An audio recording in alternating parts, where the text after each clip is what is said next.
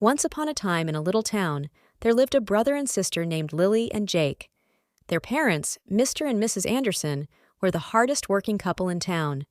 They had a little house with a small garden at the back. One sunny day, Lily and Jake decided to ask their parents about the magical garden they always heard about. With smiles on their faces, Mr. and Mrs. Anderson gathered their children around. "Kids," said Mrs. Anderson, "our garden may not have talking flowers or flying butterflies, but it is magical because it's filled with our love and hard work." She began to tell them the story of the garden. Years ago, when Lily and Jake were just babies, the garden was a neglected patch of dirt.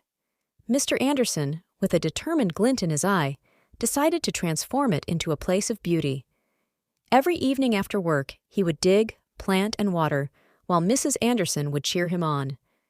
As the garden started to bloom, it became a symbol of their dedication and love.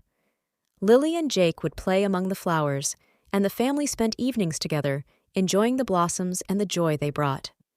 One day, a storm came, and the garden suffered.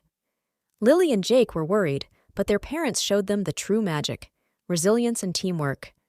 Together, they cleaned up, replanted, and nurtured the garden back to life.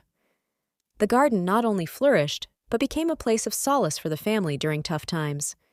Lily and Jake learned that love and hard work could turn any challenge into a triumph. And so, in that little town, the Andersons' garden became famous. It wasn't just a place of pretty flowers. It was a testament to the magic of a family's love and the power of hard work. As Lily and Jake listened to their parents' story, they looked at the garden with newfound admiration. They realized that the real magic wasn't in fairy tales, but in the love and dedication their parents poured into their family and the beautiful garden they all cherished. And from that day forward, Lily, Jake, Mr. Anderson, and Mrs. Anderson continued to nurture not only their magical garden, but also the love that made it truly enchanting.